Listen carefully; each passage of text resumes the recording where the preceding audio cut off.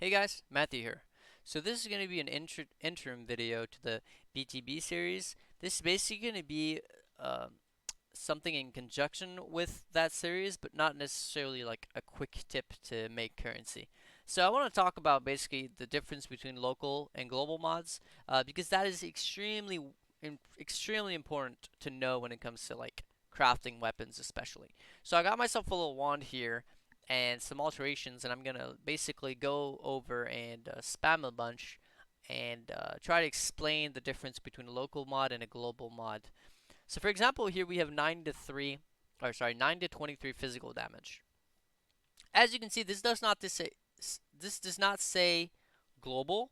This does not say uh, physical damage to attacks or to spells or anything. It just says physical damage. Period. What that means, as you can see on this weapon, it says wand, physical damage 33 to 67, critical strike chance 7%, attacks per second 1.5. As you can see, the 33 to 67 is actually blue. That means that this number is being affected by something on the weapon. What's affecting it, obviously, is the 9 to 23 physical damage. Uh, as you can see, if I use a Orb of Scouring, it's going to go down to the base, which is 24 to 44. If I was to add that 9 to 23 or whatever it was, and go back in time and look at what the base physical damage was, it should have been the exact same thing. Then if you add the 24 plus whatever, the 44 plus whatever, that's what it becomes. It's basically being added on top of the base value of the damage for this specific weapon. Now, this is important to know because it's much different than, say, physical damage to spells or to attacks. The reason why this is different, and it's actually really different, is because how multiplier works and how damage works in the game, and there's some really nice videos about that. I think Grim made one on like how to scale damage in Path of Exile. It's an amazing video. I'll link it in the description. Uh, but basically, if I roll a physical damage roll, which I just did right now, actually 9 to 20 physical to physical damage. Now, this damage, as you see here, the 33 to 64, is basically going to once again be multiplied by the other stats that you see on the weapon. For example, the attacks per second. Attacks per second, or attack speed, of 1.5 is basically going to multiply that 33 to 64. So if I was to open up a calculator here, oh, this is huge. What a huge calculator. Um, so if I take this calculator here and I do 33 plus 64, right? Gives me 97. Now I need to divide that by 2. The reason why we divide that by 2 is damage is calculated in averages when it comes to DPS. So 48.5 is the physical base damage of this weapon right now. Now the thing is, we're not done yet. To know the DPS, the actual DPS amount, we need to multiply that by the attacks per second. So for example, 1.5. Now, as you can see, the physical DPS of this weapon is 72.75. If you were to use the PoE trade or the PoE macro or something to figure out what the DPS is, it should say 72.75 because it does exactly what I just did, except it does it for you. And, pretty much really quickly. The crit chance is basically going to multiply that with some algorithm that's really complicated. If you're interested in knowing and understanding how critical strike chance works, you can just look it up on the wiki. I can link that in the description as well. But there's like some very weird algorithm that makes it all work together and whatnot. But that's not what this video is about. This video is about local versus global mods. So, another good example here is that, as you can see, the 14% increased critical strike chance is also a local modifier. The critical strike chance, as you can see, 7.98, is being affected by a mod on the weapon because it's blue. So the 14% actually affects it. Now, if instead of having increased critical strike chance, I had increased global critical strike chance, that is a much more, like, very different value to the actual base weapon. The reason for that is basically how DPS works in Path of Exile, especially when it comes to attack-based weapons and whatnot, or attack-based skills, sorry.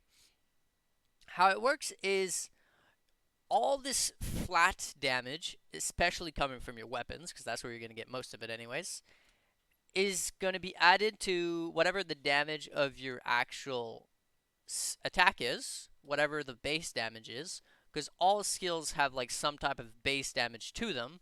So for example, if I go to my Pyre class mine, as you can see, the base damage is 265 to 397 fire damage. That's the base damage to that skill. If you wanted to look at, like, for example, Cyclone, it would have a different damage, which would more than likely be physical. That number is being added to whatever is on top of your weapon. So let's say, for example, the base damage of Cyclone is, let's just call it 100. That's the base damage to Cyclone. Now your damage, let's say you had a weapon that has, 400 physical damage, then that 100 damage is going to add 400 on top, because that's what comes from your actual weapon. And then it's going to have to add also your other weapon. But that's a little bit weird how stat sticks work in Path, and how offhand weapons work. Because basically certain skills are going to hit with one weapon and then the next. Certain skills are only going to hit with one weapon, basically. And your other weapon is essentially just a stat stick to multiply as much damage as possible that your first weapon is doing. That's kind of a whole different story, which is also kind of complicated.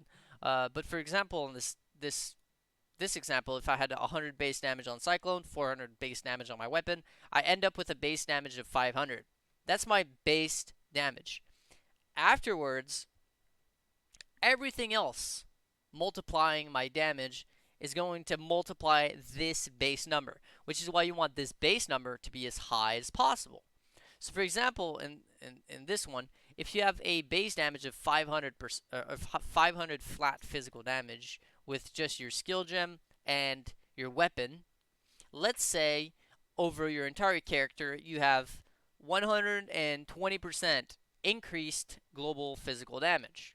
So it's going to take this 500, and 120% is times 1.2. All of a sudden your flat damage becomes, 600. Then it's going to take that number, and let's say you had, I don't know, like critical strike chance is going to go through the algorithm and find your critical strike chance. Let's say that you have a critical strike chance of 50%. So 50% of your hits are going to hit for this, and then another 50% of your hits are going to hit for this times your critical strike multiplier. Let's say you have a critical strike multiplier of 300%. That means every time you hit a critical strikes, your damage is multiplied by 3, which means it would be, 1800 damage, right? So for example, in this example here, let's say you have a 50% critical strike chance and a 50% chance for your attacks to deal regular damage. You have a 50% chance to hit, an enemy for 1,800 damage, and you have a 50% chance to deal 600 damage, equaling up 2,400 damage, and you also have to do an average, so divided by 2. So what's your base or what's your DPS at the end of all these calculations? Basically 1,200, while you started with a base of 500. Or was it 400? 4 or 500, whatever it is. So as you can see, your damage through these tiny little calculations is almost 3 times as high. Now the thing is, with these calculations, I calculated things that you can have within 2 or 3 nodes of your actual skill tree. How many nodes do you have? 100. And then not only that, you also have all your actual support gems that also are going to multiply, either multiply the base damage of your skill, or it's just going to add on top of the base damage and then be multiplied by all these other things. So if you followed along, that means the best way to get damage in Path of Exile, for the most part, especially for cheap, is going to be to add as much flat damage as possible to your base damage. That will then be multiplied as much as possible by all the multipliers on your character. And then, if you have something like double dipping with, for example, like physical as extra elemental or something, or physical as extra cold, physical as extra lightning, that is once again going to be multiplied at the end of that entire number. So let's say here our damage times 2 was 2000. Oops, sorry, 2400 was our baseline DPS with critical strike multiplier added and non-critical strike chance, accounted for.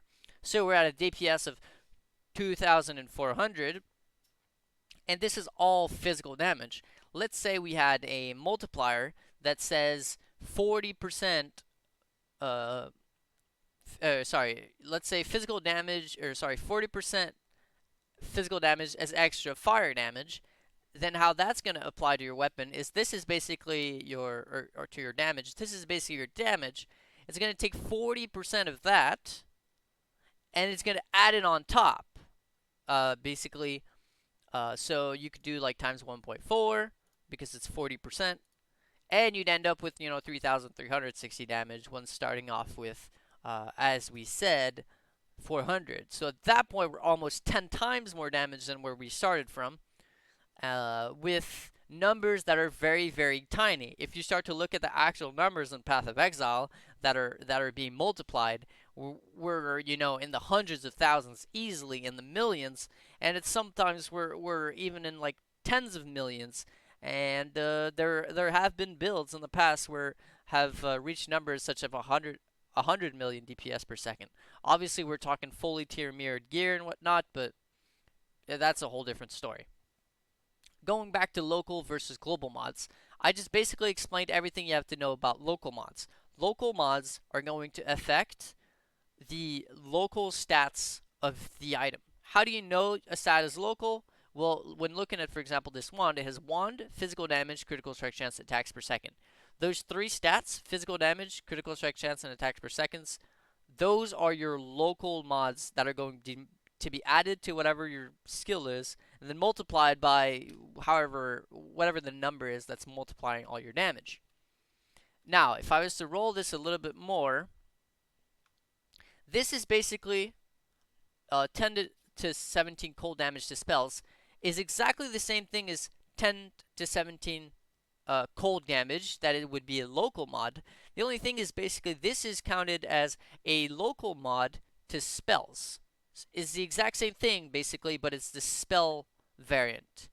As you can see, this doesn't affect the weapon in itself. It doesn't say like on the weapon it says physical, critical strike chance, and attacks per second. It doesn't say cold damage to spells right under that. If this was only to cold damage, there would be a new roll on the weapon that would say elemental damage. Then you'd have a number in blue, and that would be basically because it's cold damage. If it was flat fire damage, it would be red, and flat lightning damage would be yellow. But since this is to spells, this is essentially being added to whatever the damage is to your spell gem. So this a good example for this is, as you can see, my Pyroclast mine here deals 265 to 397 fire damage, and that's it. There's only fire damage, as you can see here. It says level 21, mana reserves, cast time, critical strike chance. Effectiveness of added damage is 80%, and that's it. It's all fire damage here. Now, if I put this thing on and I look at my damage, there's some cold damage, there's some lightning damage, and there's some chaos damage. And why is that? Because on my tree, as well as on my items, and perhaps even on my support gems, I have damage being added to that base damage that is then multiplied by everything else on my character. So for example, the cold damage here, the 1,889 to 4,042 cold damage, is here only because of, as you can see on this weapon, I have 25 to 55 cold damage to spells, and on this one I have 25 to 53 cold damage to spells. these are the only reason why you're seeing cold damage on Pyroclast Mine. That's it. There's possibly other things. So for example, this ring here gives me 16 to 50 lightning damage to spells. This is why you see a lightning damage number here. If you were to look at all my other gear, there's nothing giving me cold damage and there's nothing giving me lightning damage. Even on my supports, there's nothing. But since I have flat damage on my character, this damage is then being added to the, fire damage, not being added on top because it's obviously another type of element. It's, cold and lightning, but it's being added to the flat damage of the Pyroclast Mine, and then that number, or those numbers, are being multiplied by everything else. So for example, it's being multiplied by the spell damage here on my wand, is being multiplied by the critical strike multiplier, is being multiplied by the critical strike chance for spells, it's being multiplied by the spell damage if another ring is an elder item, it's being multiplied by the percent damage here. All these mods that I just spoke about are known as global modifiers, which basically mean the difference between a local mod and a global mod is your local modifiers is where your damage starts, and then your global modifiers all are going to affect positively or negatively where your damage started to then end up with a new number that hopefully is a hell of a lot bigger.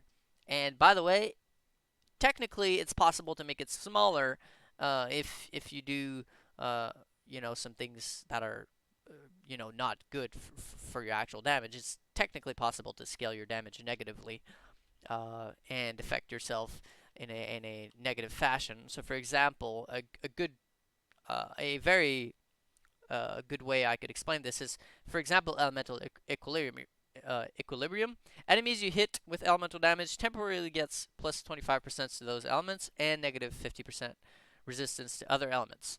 If for example, my Pyroclast Mine only did fire damage, and I was to use elemental equilibrium, then I would basically be gimping myself because every time I hit something with fire, it gains plus 25% fire res.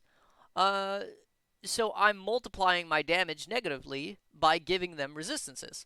And there are other ways to negatively affect your damage output, but talking about those is pretty useless because technically you're going to want to be at more damage, not less.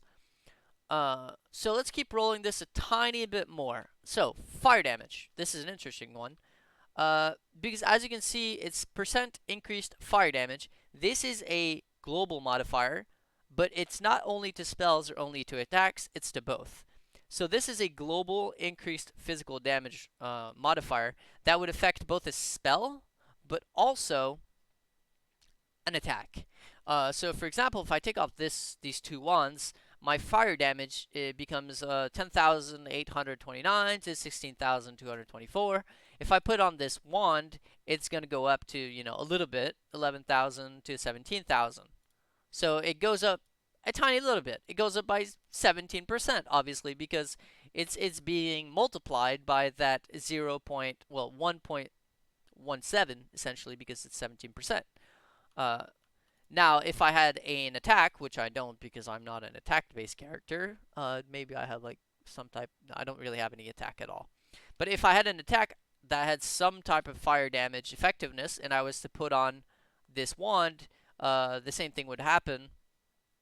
My fire damage would go up by 17%. Now, it doesn't go up by a flat 17% because that's also going to be affected by your actual skill gem itself. So for example, Pyroclast Mine here has a damage effectiveness of 80%, which means when I put on this wand, I did not get 17% more damage. What I did get was essentially 17 times 0.8% more damage, because the damage effectiveness is 80%, which is why a skill, for example, let me show you guys something real quick. If I was to show you a skill that is very, very easy to get insane amounts of damage on, would be Fire Trap. Because as you see here, the effectiveness of added damage is 200%. So a skill like Fire Trap, which the effective effectiveness of the added damage is so very high, scaling that skill is essentially a joke, because no matter what you add to it, it's doubled, and then it's multiplied by everything else, even more. So obviously, the more damage effectiveness you have on a skill gem, the easier it's going to be to multiply that damage, and get some higher numbers, which is why if you look at all these starter builds that people typically talk about, you're going to have a bunch of gems that barely require any damage to actually scale to infinity, and then when you actually start investing into the build, it's going to go beyond infinity, and the damage is ridiculous for how much you're investing. That's because you're using spells or attacks that have damage effectiveness numbers that are very high, which is then really, really easy to multiply by all the other multipliers by essentially barely investing anything into your actual character. So to close off this video, basically, there's a huge difference between local and global mods. When crafting, basically both are important. The reason why both are important is, for example, if I go here, if I go back to my PoEDB and I look at wands, and I go to a local modifier to spells of damage, so for example, fire damage to spells, this is local, and I look at 49 to 85 damage, this would be like a perfect roll, and T1 obviously as well. This is a very rare roll. That number 49 plus 85 divided by 2 would be, for example, with Pyroclast Mine, you would do, I'll show you guys exactly how it would be done. So for example, if you had 49 plus 85, you'd have a fire damage flat of 134 divided by 2 because it's an average of both. You'd have an average flat damage of 67, which would then be added on top of this 265 to 397 divided by 2. So that's going to be just as good as getting, let's say, a percentage fire damage roll, which would be here. So, for example, a fire damage roll of 75 to 79%, that would be the global modifier that will affect the local modifier of 265 to 397. So basically having like as much as you can of both the base number that being multiplied and then how much you're multiplying that number for, is how you're going to reach as much damage as possible. But scaling the flat damage is typically going to be a lot cheaper than scaling the percentage damage, and a lot easier. So for example, scaling a gem, especially early in the league with no investment, is going to be much easier to scale the damage with the gems such as added lightning damage, for example, which is going to give you, flat damage, than scaling it with, say, lightning penetration, which would penetrate. But the thing is, if you're not doing any damage on base, you're not going to penetrate with a whole lot, because you're doing no damage anyways. So flat damage is always king early, but when it comes to investing in like full mirror tier type of items, percentage damage is typically going to be where it's going to be at to reach the highest possible numbers, but you're going to want obviously both to get as much damage as possible. So that's basically it for the video. Hopefully you enjoyed. Hopefully you learned a little something. I know for a fact that a lot of people who've been playing the game for a while, this is nothing new to them. But for the newer players, especially people trying to get into crafting, you might craft some items and be like, whoa, this is insane. But the thing is, your items is super convoluted between attack based and physical, and spell based or elemental based and physical based. And while your actual numbers and mods might be of good tiers, so for example, both tier 1, you might be like, this is double tier 1, this has to be worth something. The thing is, both of them don't combo well with each other, so they're essentially just one T1 mod for one build and one T1 mod for another completely different build, which ends up with an item absolutely worth nothing. which is why I wanted to make this video, because I have quite a few people coming up to me and asking me like, hey, how much is this worth? And I'm like, absolutely nothing. And they wonder why. Now I can just link them to this video and they can learn why that is. So it's basically going to be it for the video. Before I leave, I want to say a huge thank you to my Patreons, Alex, the other Alex, Dante, the new guy on the block, FixFaxer, Francesco, Val, Jose, and Vengeance. You guys are all fucking awesome. You're making this basically a thing, and I can't thank you guys enough.